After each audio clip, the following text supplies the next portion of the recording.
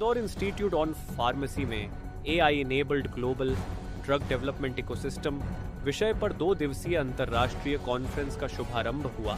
सम्मेलन में देश विदेश के विशेषज्ञों ने फार्मेसी, ड्रग रिसर्च और मरीजों की सुरक्षा में आर्टिफिशियल इंटेलिजेंस की बढ़ती भूमिका पर चर्चा की।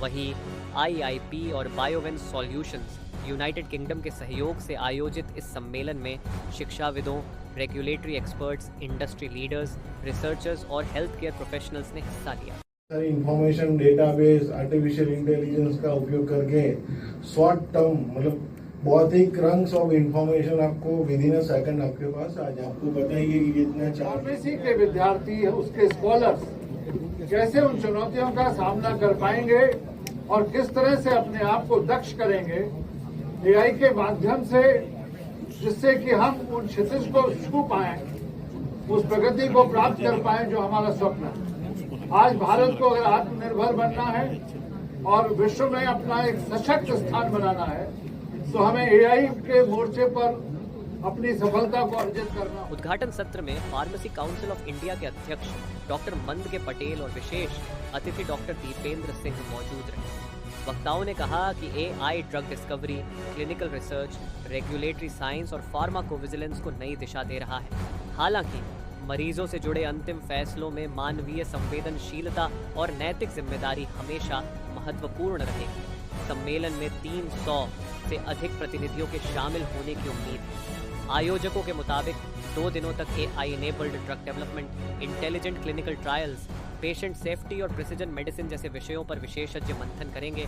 सम्मेलन का उद्देश्य फार्मेसी शिक्षा, उद्योग और रिसर्च के बीच सहयोग को मजबूत करना है। जो इंदौर फार्मेसी कॉलेज में कॉन्फ्रेंस हो रही है 2 दिन की, उसमें मेजर फंक्शन हमारा वही है कि आर्टिफिशियल इंटेलिजेंस का हेल्थ केयर सिस्टम में अच्छी तरह उपयोग करके पेशेंट सेफ्टी से लेकर इंडस्ट्री में जो नई दवाई को शोध करने तक कैसे उस पर सोच विचार किया जा सकता है और कैसे उसको अडॉप्ट किया जा सकता है, और ज़्यादा से ज़्यादा फार्मासिस्ट को टेक्नोलॉजी के साथ जुड़कर नए इनोवेशन में उपयोग कर पूरे वर्ल्ड में हमारे फार्मासिस्ट कैसे काम कर सकते हैं, उसके लिए 2 दिन का मार्गदर्शन दिया जाएगा। इंडिया और अदर कंट्री के सारे एक्सपर्ट आए हैं जो इस पे मार्गदर्शन देंगे, और मुझे लगता है कि जो सब्जेक्ट एक्सपर्ट है वो इस पे ज़्यादा बात करने वाले हैं, जो AI in health care system पे ज़्यादा फोकस करें।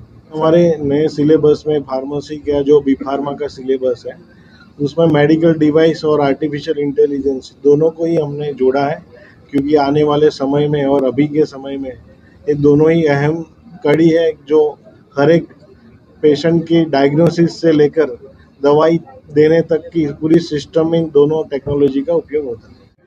ये भारत के भविष्य से जुड़ा हुआ विषय है कि आज AI जो हमारे लिए एक चुनौती है, उसको हम अपना मित्र बना करके अपने छात्रों को, इस युवा पीढ़ी को उन संघर्षों के लिए तैयार करें जो उनको आने वाले हैं। और उसका एक ही तरीका है कि हम अपने बच्चों को AI में दक्ष करें, और जो इतना बढ़िया टेक्निक है उससे डरने की जगह उसका सामना करें। इसीलिए फार्मेसी काउंसिल ऑफ इंडिया ने जो स्टेप उठाया है कि सिलेबस को एक अधुनातन रूप दिया है, वो एक सराहनीय प्रयास है। और हमारा जो इंदौर इंस्टीट्यूट ऑफ फार्मेसी है वो इसमें बहुत ही गतिशील है, और हम अपने सिलेबस में पूरे जो आपका जो सिलेबस है PCI का, उसके साथ साथ हर सेमेस्टर में 40 घंटे का एक विशेष प्रशिक्षण दे रहे हैं।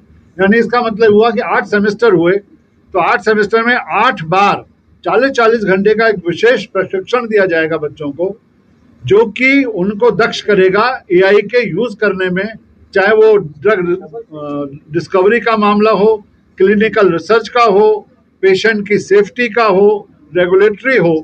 तो इन सब कामों में बच्चे किस तरह से AI का यूज करेंगे, इस पर हमारे जो विद्वान लोग हैं वो समीक्षा करेंगे, अपने व्याख्यान देंगे। वो बहुत आवश्यक हो गया है आज के ज़माने में। इस तरह का माहौल बन रहा है कि अगर हमने उसका समुचित उपयोग नहीं किया, और अभी हाल ही में दीपेंद्र सर ने और हमारे प्रेसिडेंट साहब ने एक बहुत अच्छा सजेशन दिया कि जो नए बच्चे आएंगे उनका तो आप उनको सिखा देंगे, जो हमारे 2nd ईयर, 3rd ईयर और फाइनल ईयर में बच्चे उनका क्या करें। तो उसके लिए जो आपका सजेशन है वो हम तुरंत स्वीकार कर रहे हैं, और इंदौर इंस्टीट्यूट ऑफ फार्मेसी उसमें अग्रणी रहेगा। और जो हमारे एग्जिस्टिंग बच्चे हैं उनका शीघ्र ही हम एक ब्रिज कोर्स आपके साथ बैठ करके बनाएंगे और उसको शुरू करेंगे।